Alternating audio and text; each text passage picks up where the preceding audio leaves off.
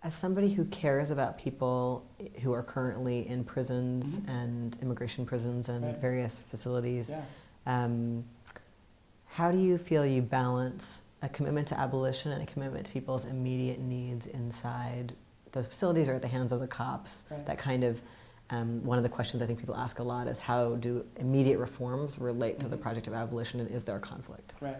You know, so this is a question that we always used to talk about when I was at Critical Resistance, and last year there was a 10-year gathering for Critical Resistance and Insight, Women of Color Against Violence, to examine the statement that they wrote together about stopping interpersonal violence and with the framework of abolition, with the framework of abolishing prisons, police, and jails and detention centers, forensic institutions, psychiatric institutions, and this question came up. So a person asked Rose Braz, who was a staff person at Critical Resistance, I'm working with a lot of people who would really like to see the gay unit at Rikers reopened. They found that they had a level of safety inside the gay unit at Rikers, and it doesn't exist anymore. And we're not, I'm an abolitionist, and I know that we don't want to expand the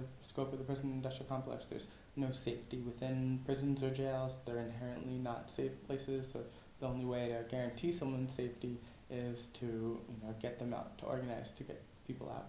And Rose Braz and Andrea Ritchie were both on the panel. And it was interesting to see their different vantage points on the issue. Rose was saying there's no guarantee if the gay unit is opened that it will be any safer anymore, right? Because prisons and jails are inherently violent structures. Even a place that has a little less violence doesn't mean it's going to stay that way. And inevitably, when you create or expand the prison system, it always, the logic of the prison industrial complex demands overcrowding, demands more bodies to fill those spaces. So if a new unit is opened, a new structure is opened, it's immediately going to have the same problems as the old unit, the old structure. And Rose gave some examples about that. And then Andrea Ritchie had a different point about how it's really important to organize for abolition. It's vital that we're closing these structures and not building new ones, imagining that that's a solution. And at the same time, constantly, hearing from people, yes, this is important, get me out, but also, maybe you could organize to make sure that the lights in my cell are turned off for 1 hour at least a day, because I'm in a cell where the lights are always on and I'm not sleeping, and this is really traumatic and torturous, This is incredibly violent, and yes, I want to abolish the structure, I want to get out, but also I want to sleep. And I think that it's particularly challenging, especially for people who are coming from a place that hasn't traditionally been held within abolitionist movements. So queer and trans people and queer and trans lives within more dominant abolitionist movements, in my experience, have not been held in the same kind of way. It's been a teaching moment. People are really shifting and understanding how vital it is that trans people, particularly trans women of color and low-income trans people, are at the forefront of movements for abolition, especially because we're navigating disproportionate levels of violence, and listening to what people are saying on the inside about what would make people feel a little bit safer while other people are organizing to get them out. So I thought that was a really interesting point that Andrea said, and there's a tension there, right? So we don't want to create a new unit imagining that it's going to be safer, because that's the logic of the prison industrial complex demands units, and it's never safer. But we also want to make sure that people are saying, when they're saying, actually, it'd be great for you to organize, for me to be able to sleep at night, so I can be part of part of this movement, that we take that as seriously as people on the outside saying we need to abolish something. So I think it's just other questions that come up in these conversations about what do you do, that there is no right answer and there's no the one answer. It's a constant negotiation. It's a constant figuring out, what to do. But the principle that I use in those moments are the people most impacted in the situation should be the people making the decisions about what what to do, you know, how we can mobilize on their behalf. And part of that is, you know, this principle of self-determination, right? The people most impacted by violence are powerful and capable to transform the world. And part of that is about going back to what you're saying about consciousness raising. You know, people who are most impacted by violence aren't necessarily always going to say, let's get rid of the prisons, let's get rid of the jails. Sometimes they're going to say, let's have more black police, let's have a trans cop. I would feel safer in a trans jail. You know, so the part of it is consciousness raising and really asking those questions. Why would you feel safer in a trans jail? Why would you feel safer with the trans police officer or with the black police officer? Frisking you, murdering you, controlling your life. And then really getting down to like hearing what that person's saying. So it's without a level of condescension, imagining that we're always, you know, holding the most radical position, but really trying to hear where that person is coming from. And negotiating that with the, you know, politics of abolition and the politics of transformation. Does that answer your question? Yeah, it's interesting what you're saying about Rose's point about, you know, there's no guarantee that this space will be any safer. It'll probably just be more like the spaces. It'll operate by the same rules as the spaces that already exist. Right. That's interesting to me, specifically on the question of the Queen's Tank at Rikers, because I had experiences of having clients who experienced really high levels of violence in there, and I also had clients who thought it was a better place to be.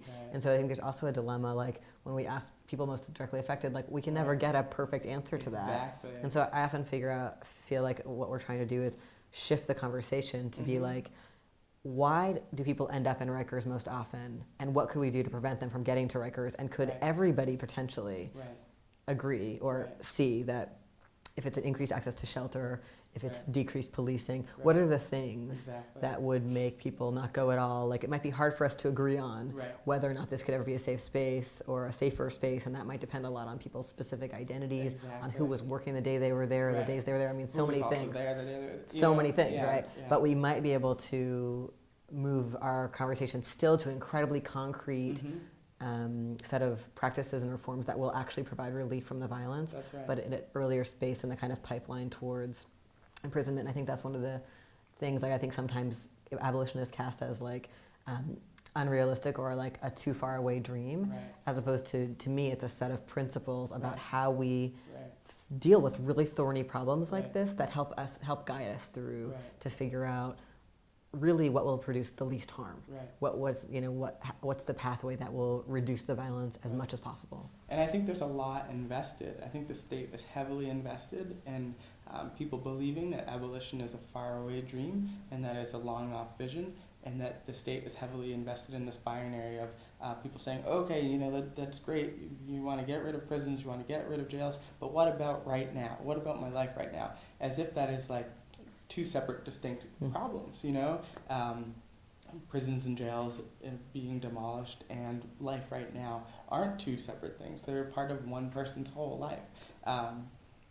And I think the state is really invested in this logic that abolitionists is a dream. And then people break it down all the time. You know, Andrea was talking about on that panel that we were on together, how people act with abolitionist politics all the time without actually knowing it, and use that kind of interesting example, which is not necessarily one that always comes to my mind for a number of reasons, but she was saying, you know, you and your friend are at a bar, your friend drove there, your friend wants to drive home. Are you going to call the cops, or are you going to say, no, you know, I'll drive you home, I'll call a cab, I will take your keys? You know what I mean? So that's like abolitionists at work. People are not constantly calling the cops on their friends to prevent them from drunk driving. You know, people are finding unique and creative ways to get their friends from not driving while they're drunk. And I thought that was like really broke it down, you know, because my experience with day-to-day abolition looks a little bit differently based on where I'm located and situated, you know, depending on the year. For a while I was working with Safe Outside the System, which is part of the Audre Lorde Project, and they were building these safe spaces, and continue to, in Bed-Stuy and in Brooklyn and Crown Heights, where people who are experiencing violence can go into that coffee shop, go into the laundromat, go into the bodega, and know that that bodega owner, the laundromat owner, the manager of the coffee shop isn't going to call the police to solve the problem, but is also going to support the person who is surviving the violence in that moment. And I think that's particularly important because they're working with people who are queer and trans and LGBT and gender nonconforming and genderqueer, knowing that, you know, even if the cop was called, a lot of times those situations shift and so fast, right? So the person surviving violence is now a target of police violence on top of on top of having to survive and navigate street-based harassment and harm. And, you know, I thought that was a really brilliant way to think about how we can practice abolition every day in these moments. And then also there's the bar example, right? You know, there's like, you don't call the cops on your friend who wants to drunk drive. Yeah, and it seems like a big part of an example like that is the difference between how we feel about somebody we know. Mm-hmm. Like, you're about to commit a crime, you're about to get in a car and drive drunk. Right. But it never occurs to me that I should call the cops on you because I don't see you as disposable. I know you. Exactly. Versus, you know, there's strangers in the subway and someone's doing something that someone doesn't like. Right.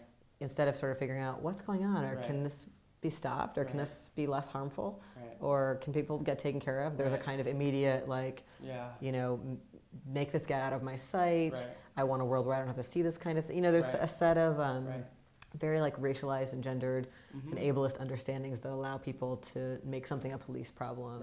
And also I think the ways in which people are just alienated from one another in our culture, that it's like not okay to kind of connect and try to figure out how to help solve the problem. Yeah, there's a lot invested in us not connecting with each other.